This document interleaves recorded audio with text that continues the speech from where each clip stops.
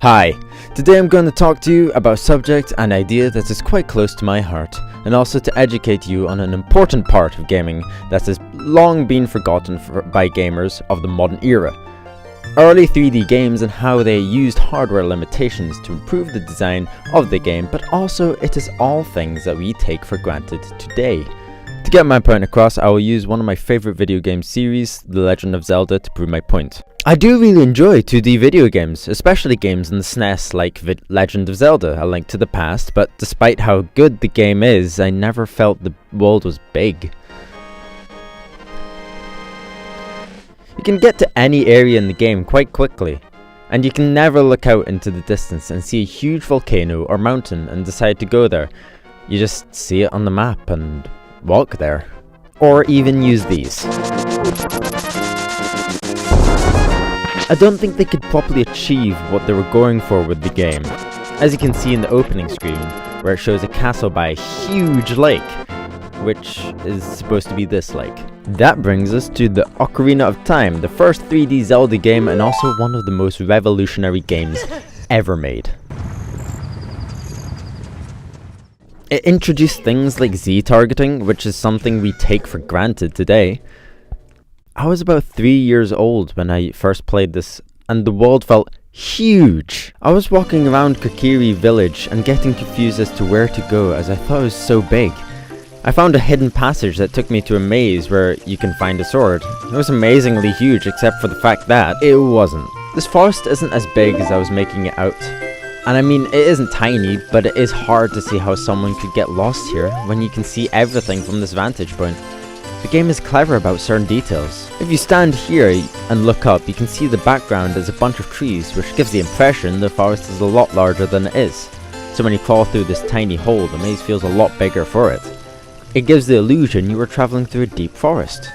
You have to bear in mind that this is 1998 game design, and I played it in 2002 on the GameCube, which I got with the Wind Waker. I'll talk about that one later. That brings me to one of my fondest memories of this game. I never beat this when I was 3 years old. I never got close. I was 3, or an idiot. But I managed to get to the Great Deku Tree, which really isn't far at all. It is the first dungeon or level in the game.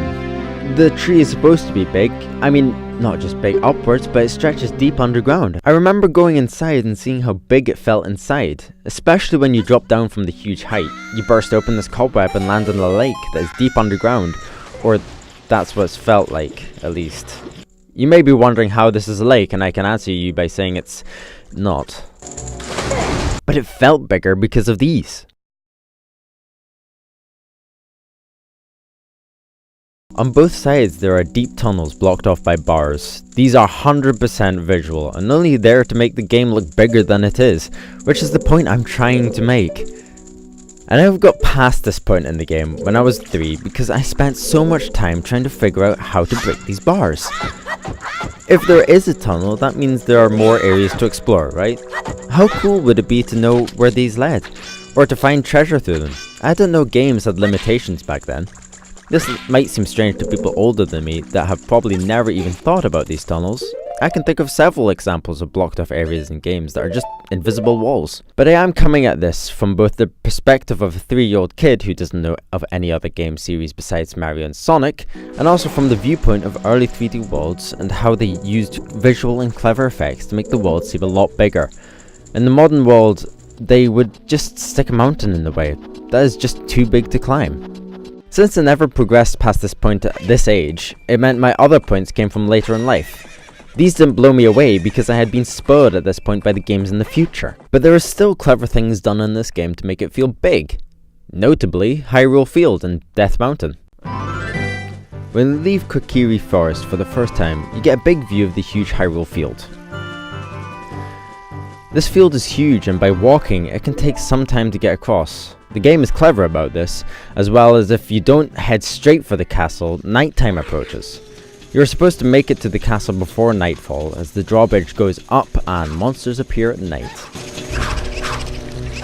This makes it seem like you're traveling across a huge field for a whole day, when in actuality, it is just a few minutes. Later in the game, you can get a horse to make this quicker, but the fact you need a horse to do this shows how big they make it feel.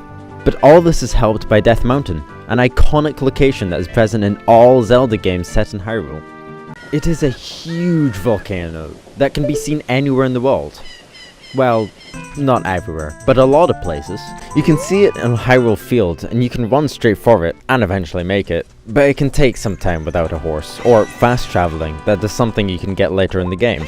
You can travel across the field, across a bridge, through a town, and then you get to the base of the volcano. But then you can travel all the way up and see a city inside.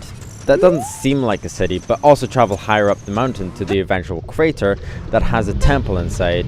This place is undoubtedly huge. This is how Ocarina of Time handles a huge world, being the first 3D game in the Zelda series, so I wonder how they handle this on the next generation system, the GameCube. Unlike Ocarina of Time, I did actually beat Wind Waker as a kid, but not 3 years old. Maybe like 6 or something. But I don't really have any memories of the world feeling big, which is strange, isn't it? The whole game is set on the ocean with islands scattered all around the place. The problem is, there isn't always an island in view, which in theory seems better, but it isn't. If you can see a tiny island in the distance and progressively get closer to it, it makes the journey feel so much more real and grand, and like you have actually travelled far. Instead, you travel across an ocean, hopping over a few bowels and get distracted by a few other outposts, and then the islands kind of just pop into view. This is also a limitation of the hardware, but instead of visual things to hide this, they just give you some small tiny objectives on the ocean to distract you. But even the islands don't feel that big. Don't get me wrong, they're amazingly fun, and nothing beats the moment of arriving at Dragon Roost Island, and the music kicking in.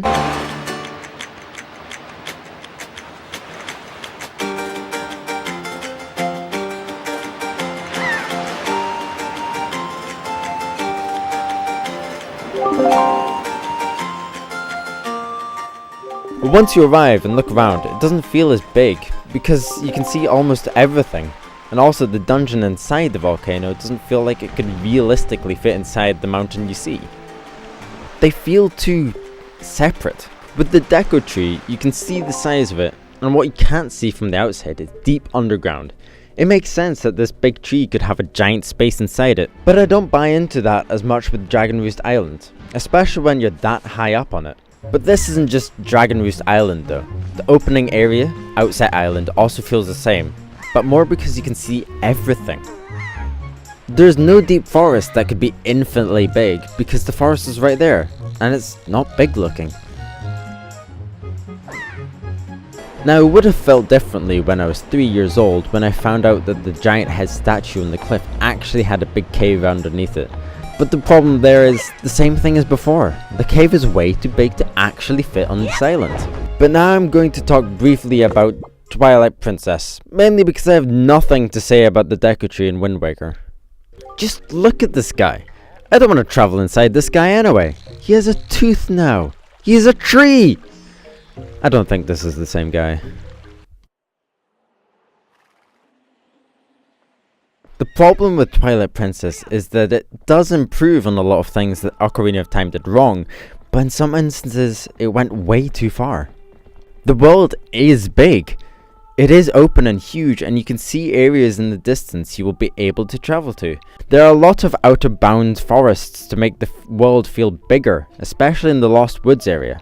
All these things except it isn't fun to travel through. Don't get me wrong, I really like Twilight Princess. In fact, I like it more than Majora's Mask, which is a controversial opinion. But I feel the world is way too open and not fun to travel across, especially Hyrule Field. There's nothing to do in it besides collect a few items and bugs and then continue riding across this big, plain, empty field. There's nothing to do. If the music wasn't so epic, I would hate to even travel across it. Ocarina of Time's Hyrule Field felt big, but you could travel across it really quickly, as a lot of areas are quite close to each other, and the ones that aren't, you can use your horse or fast travel to. This never felt necessary though, as you can see the whole field at once. Twilight Princess has different parts of the field that feel disconnected. You have to load into the next part of the field for no reason at all. The world is big, but not fun in the context of the game. For the case of Skyward Sword, I'm going to skip over that, as it doesn't try to feel big. The game is linear, and a lot more videos have talked about this before.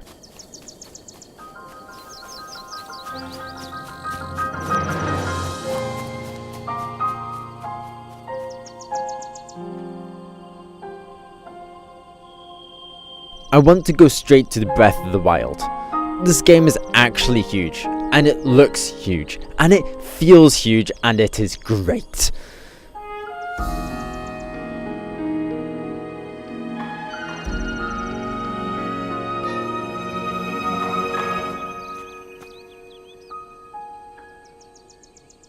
But this was deliberately designed this way, as the world is supposed to be huge to explore, and also designed to be able to go anywhere you can see. Mostly. See that mountain over there? You can go there. See that really tall mountain up there? You can go to the top of it. See that tiny flying thing all the way at the other side of this huge world? Yeah, you can go there too. Right from the start, you were given this area called the Great Plateau that you can explore and go everywhere on it. And it feels big, but you can soon leave and go wherever you want. You can even go straight to Hyrule Castle, where the last boss is if you really want to, but you will most likely die.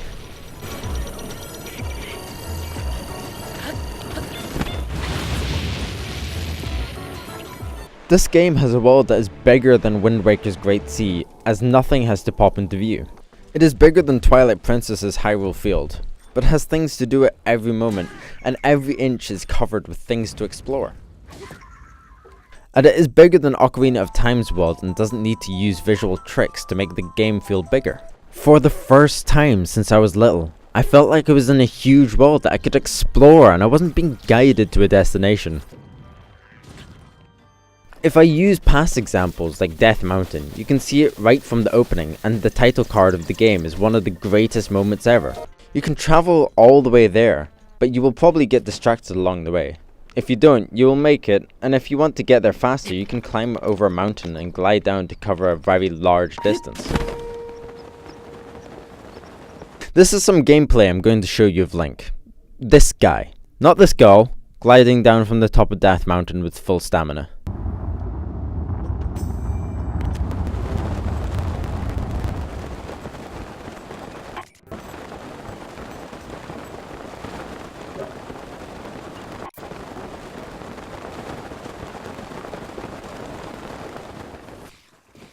This is why I love this game. The world looks big, and it is big, but doesn't even have to trick you into believing this. Also, it makes other areas from other Zelda games feel bigger, as the Temple of Time from Ocarina of Time is here. You can climb to the top and check out the hidden rooms in it. Wait a minute, is that Death Mountain in the background? But in Breath of the Wild, it's all the way over there. Well, I'm not making a video on the rearrangements for a 3D world.